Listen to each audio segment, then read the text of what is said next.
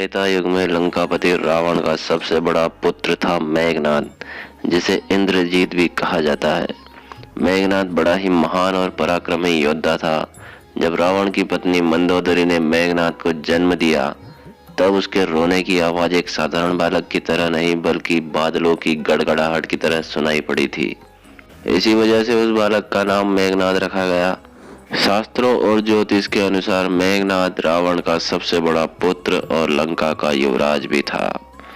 अपने पुत्र को सबसे ज्यादा ताकतवर और अजर अमर बनाने की कामना को लेकर त्रिलोक विजेता रावण ने सभी देवताओं को अपने पुत्र के जन्म के समय एक ही स्थान अर्थात 11वें घर में विराजमान रहने के लिए कहा था। मेघनाद के जन्म के वक्त रावण को पुत्र से इतना लगाव हो गया था कि उन्होंने ग्रहों की चाल तक बदलने की कोशिश कर डाली थी, लेकिन भगवान शनिदेव ने रावण की आज्ञा का उल्लंघन करते हुए सारे ग्रहों से अलग 12वें घर में जाकर बैठ गए, ताकि रावण का पुत्र मेघनाद अजर अमर की उपाधि प्राप्त न कर सके।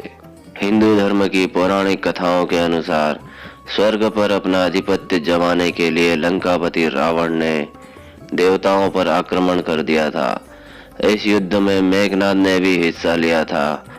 इस दौरान लंकापति पर देवराज इंद्र ने हमला करना चाहा, तो मेघनाद अपने पिता की रक्षा के लिए आगे आया। मेघनाद ने उसी क्षण देवराज इंद्र और उनके वाहन ऐरावत पर हमला कर दिया और उसने सभी देवताओं के साथ देवराज इंद्र को भी हरा दिया, जिसके बाद से मेघनाद को इंद्रजीत के नाम से संबोधित किया जाने लगा। युद्ध समाप्त होने के बाद मेघनाद स्वर्ग से निकलने लगा, तो उसने देवराज इंद्र को अपने साथ ले लिया और अपने रथ पर बैठाकर लंका में ले आया।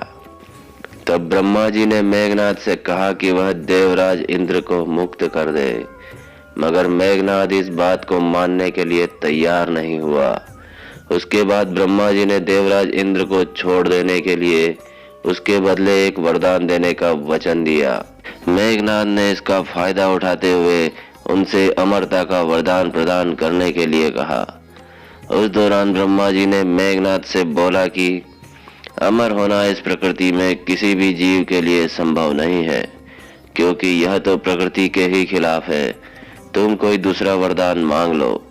मगर मेघनाद अपनी बात पर अड़ा रहा। इसके बाद ब्रह्मा ने कहा कि अगर वो अपनी कुल देवी निकुंभला देवी का यज्ञ करेगा और वह यज्ञ जब संपूर्ण हो जाएगा, तब उसे एक ऐसा रथ प्राप्त होगा जिस पर बैठकर वह किसी भी शत्रु के सामने युद्ध में पराजित नहीं हो पाएगा और ना ही उसकी मृत्यु होगी। इसी के साथ ब्रह्मा जी ने यह भी बताया कि सिर्फ धरती पर एक ही योद्धा ऐसा होगा जो मेघनाद का अंत कर पाएगा, जो 12 सालों से सोया न हो। इस वरदान के चलते रामायण में लक्ष्मण ही एकमात्र ऐसे व्यक्ति थे जो मेघनाद को मौत के घाट उतार सकते थे, क्योंकि वो वनवास के दौरान 14 वर्षों तक सोए नहीं थे।